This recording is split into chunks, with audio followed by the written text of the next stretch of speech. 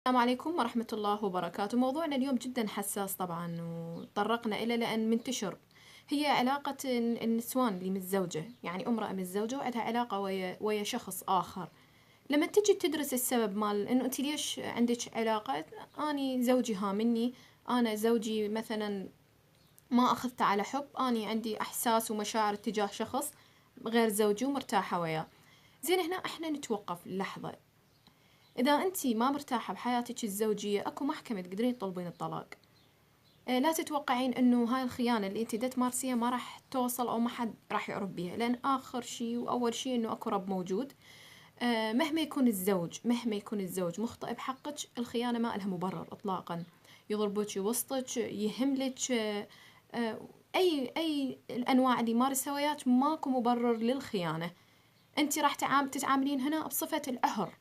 يعني يعتبر هذا الشيء صفة عهر، صفة العاهر انت، وربما العاهر تكون اشرف. ليش؟ لان هي لها مكان معين وتعرف الناس انه هذا شغلها. لكن انت متزوجة وعندك اطفال وعندك بنات وتمارسين علاقة مع غير زوجك.